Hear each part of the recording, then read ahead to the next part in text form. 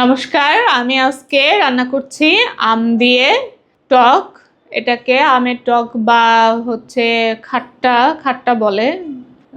এখন তো কাঁচা আম পাওয়া যাচ্ছে না, তবে অনেকদিন আমার মন চাচ্ছিল একটু আমের টকটা খাওয়ার জন্য। আমের টক অনেকে হচ্ছে মিষ্টি দেয়, আবার দেয় না। মিষ্টি বাদেও করতে পারেন, আপনারা মিষ্টি দিলে আর একটু মজা হয়। আমি আজকে আমের টকটা করছি। এই যে আমাদের আমের টকের জন্য লাগছে প্রথমেই কাঁচা আম। কাঁচা আমটা আমি আগেই কেটে নিয়েছি। এখানে আমার 1টা কি 1.5টা পরিমাণে আম আছে। বাজারে তো এখন আম পাওয়া যায় না, অনেক খুঁজে কাঁচা আমটা পেয়েছে, এখন তো সব পাকা আম। আমি এখন এই আমটা গরম জলের ভিতর হলুদ আর লবণ দিয়ে সেদ্ধ করে নেব। আমার জলটা ফুটে গেছে, আমি এখন এর ভিতর সব আমগুলো দিয়ে দেবো। আম দেওয়ার পর শুধু হলুদ আর লবণই দেবো, এখানে আর কিচ্ছু লাগতেছে না। এটা একটু পাতলা পাতলা হবে টকটা, চাটনি না, এটা হচ্ছে টক, পাতলা হয় টকটা। হলুদ দিয়ে দিলাম আর দেবো লবণ।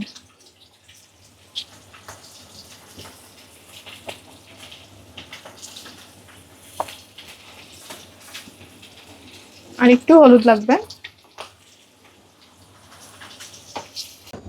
এই যে টকের আমটা সেদ্ধ হয়ে গেছে, একটু হাতা দিয়ে সবাই চেপে চেপে গলিয়ে দিবেন। এই পর্যায়ে এখন অনেকে হচ্ছে এইভাবেই টক রান্না করে সম্বরা দেয়, সম্বরা দিয়ে খেয়ে নেয়, আবার চিনিও দেওয়া যায়। আমি একটু স্বাদের জন্য চিনি দিয়ে দিচ্ছি। আর যে টকে চিনি দেওয়া হয় না ওটাকে মনে হয় খাট্টা বলে, যেটা একদম টক থাকে। এই যে আমি চাপে চাপে একটু গলিয়ে দিয়েছি। আমি এখন এখানে অল্প পরিমাণে একটু চিনি দিয়ে দিচ্ছি। এই যে 1-2 চামচ পরিমাণ চিনি দিয়ে দেব, যার যার স্বাদ অনুযায়ী। যদি চান আপনারা একটু বেশি মিষ্টি দিয়ে খাবেন, খেতে পারেন, তাও অনেক মজা হয়। তো টক যেহেতু অনেক গরম, এখন টকে একটু মিষ্টি কম খায়, অনেকে তো খায় না। আর একটু ফুটলে আমি সম্বরাটা দিয়ে দেব। যে আমার টকটা হয়ে গেছে, চিনি দেওয়ার পর একটু জাল দেওয়া। সবাই একটু লবণটা দেখবেন, সম্বরা দেওয়ার আগে লবণটা চেক করে দেখবেন। আমি এখন এটা নামিয়ে আর একটা কড়াই বসিয়ে দিচ্ছি। আমি এখানে তেল দেওয়ার আগেই শুকনো মরিচটা একটু ভেজে নেব। একটা শুকনো মরিচ দিচ্ছি সম্বরার জন্য। আর তেলের আগে কেন দিলাম এটা, আমি অনেক দিনই বিপদে পড়েছি। যদি তেলের ভিতরে সরিষাটা আমি সম্বরা দিই, তখন চারিদিকে ছিটে চলে যায়, তখন মানে একটা খারাপ একটা অবস্থা সৃষ্টি হয়। বেশি না, অল্প পরিমাণ, যে অল্প পরিমাণ একদম কালো সরিষাটা নিয়েছি। এটার ভিতরে একটু ভেজে এইভাবে হাতাটা দিয়ে ডলে সবগুলো ভেঙে দিবেন। এটা করলে আর ছিটবে না।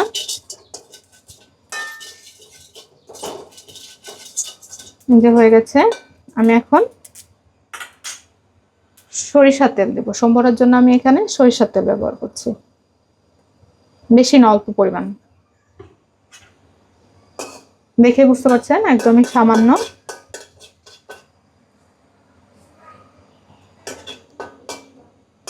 দেখছেন এখন আর সরিষাটা ছিটে উঠে যাচ্ছে না। এইভাবে আমি এখন টকটা ঢেলে দেব। এই যে দেখতে পাচ্ছেন।